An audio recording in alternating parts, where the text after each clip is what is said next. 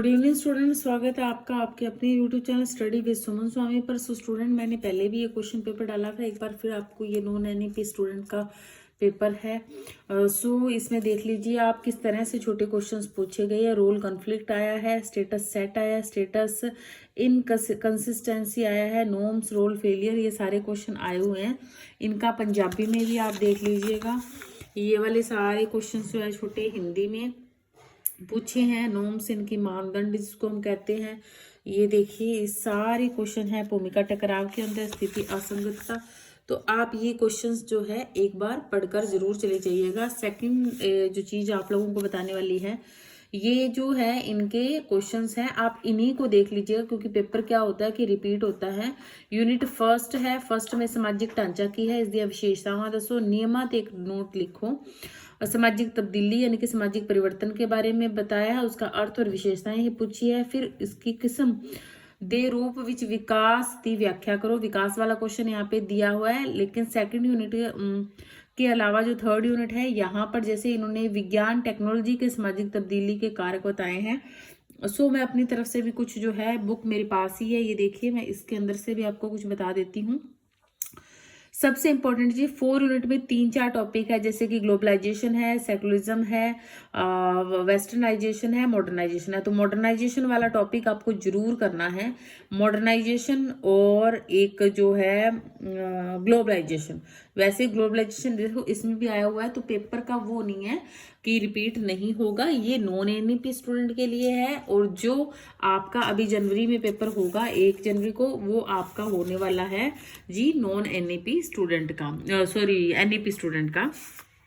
Unit first के अंदर देखिए ये कुछ चीजें हैं इंपॉर्टेंट बता देती हूँ, जैसे कि ये वाला जो क्वेश्चन है, पदों के प्रकार यानी कि explain different types of status and their importance in detail. जो इनके प्रकार होते हैं, जैसे 2 होते हैं, प्रदत्त पद और अर्जित पद, यानी कि एस्क्राइब्ड स्टेटस और स्टेटस, सॉरी अचीव्ड स्टेटस। तो इसके अंदर जो है देखो सेक्स के आधार पर और एज के आधार पर, तो एज वाले है ना, आयु के आधार पर कितने होते हैं, तो ये 4 होते हैं। ओरल, एनल, लेटेंसी और एडोलसेंस, तो ये 4 होते हैं। इनको कर लेना क्योंकि 2 मार्क्स का क्वेश्चन ये आ जाएगा। पावर एंड प्रेस्टीज वाला ये जो है लेसन, ठीक है, यूनिट फर्स्ट के अंदर। तो इसमें आप ना ये चीज देख लिया करो कि एटलीस्ट आप लोगों को इतना पता होना चाहिए कि पावर यानी कि शक्ति क्या होती है, प्रतिष्ठा क्या होती है। इनको आप पढ़ के जाना, सिर्फ इन पर ही क्वेश्चन आ जाते हैं कि सिर्फ इतना ही लिख के दे देते हैं कि पावर और प्रेस्टीज, यानी कि पावर क्या है और प्रतिष्ठा क्या है। शक्ति के जो पावर के रूप है, मैक्स वेबर ने कितने बताए हैं, 3 बताए हैं। लीगल पावर है, ट्रेडिशनल पावर है, एंड इसके अंदर क्या है, ये चमत्कारिक शक्ति है, यानी कि 3 तरह की शक्तियां इन्होंने बताई है।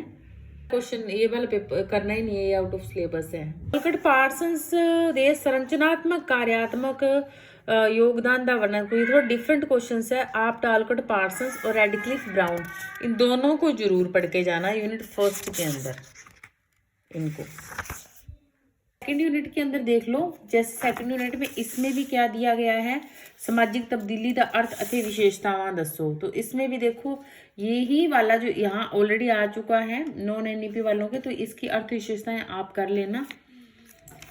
अगर जिन स्टूडेंट ने कुछ भी नहीं पढ़ा है, मान लो आज तक जिन्होंने बुक भी नहीं उठाई है, कुछ भी नहीं पढ़ा है ना, वो यही पेपर भी अगर करके चले जाते हैं ना, तो पास होने लायक नंबर तो उनके फिर भी आ जाएंगे। आप ये देखो ये वाले कर लो क्वेश्चंस, यानी कि आप जो है 8 क्वेश्चन अगर ये करके चले जाते हो, प्लस इसी के ये छोटे क्वेश्चंस करके चले जाओगे, तो भी आपको बड़ी हेल्प मिलने वाली है। सेकंड यूनिट के अंदर सोशल इवोल्यूशन वाला क्वेश्चन जरूर करना।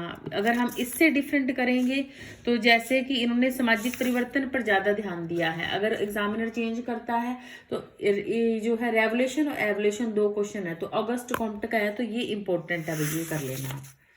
ये छोटा क्वेश्चन 2 नंबर का आता है, एवोल्यूशन ऑगस्ट कॉम्प्ट का है, या फिर एवोल्यूशन का सिद्धांत किसने दिया, तो कॉम्प्ट ने दिया है। वाला क्वेश्चन है ना, ये यहाँ पर आया हुआ है, सामाजिक तब्दीली दी किस्म के रूप विच विकास की व्याख्या करो, मतलब डेवलपमेंट वाला इन्होंने ऑलरेडी पूछ लिया है।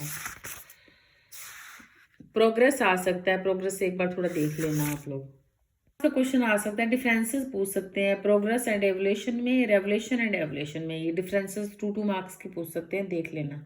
आगे हैं जी थर्ड यूनिट पे। थर्ड यूनिट पे ना एक क्वेश्चन इस तरह से बन सकता है, सामाजिक परिवर्तन दे कारਕਾਂ ਦਾ वर्णन करो। अगर आपसे पूछे सामाजिक परिवर्तन दे कारਕਾਂ ਦਾ वर्णन करो, तो आपने ये जो आपके सिलेबस में जनसंख्यात्मक कारक, तकनीकी, वैधानिक, शैक्षिक, आर्थिक, सांस्कृतिक, ये वाले करने हैं।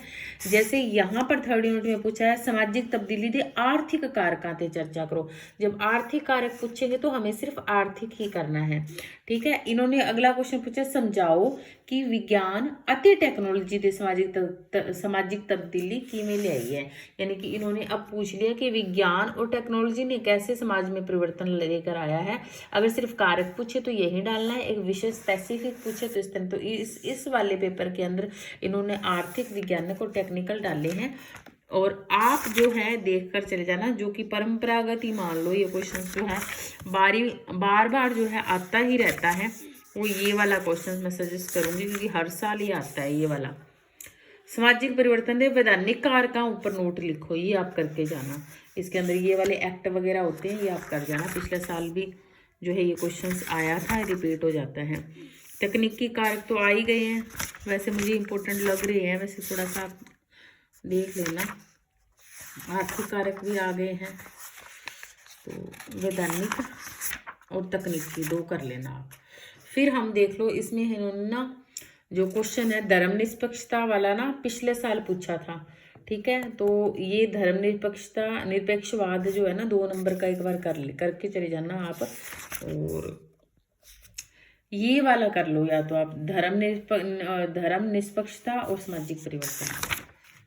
इसके अलावा इन्होंने ग्लोबलाइजेशन और संस्कृतिकरण पूछा है। आप सबसे इम्पोर्टेंट जो है 4th यूनिट में, अगर और कुछ ना कर सको तो मॉडर्नाइजेशन वाला ये मोस्ट इम्पोर्टेंट है, ये आप पढ़ के चले जाना। और वेस्टर्नाइजेशन और ग्लोबलाइजेशन आप देख लेना, ये नॉन NEP वालों के लिए आ गया है। तो शुभकामनाएं आपको बहुत बहुत सारी आपके पेपर के लिए। फिर नेक्स्ट मिलते हैं, नेक्स्ट हम कॉम्पिटिटिव एग्जाम की थोड़े से क्लासेस स्टार्ट करूँगी, RPSC फर्स्ट ग्रेड की।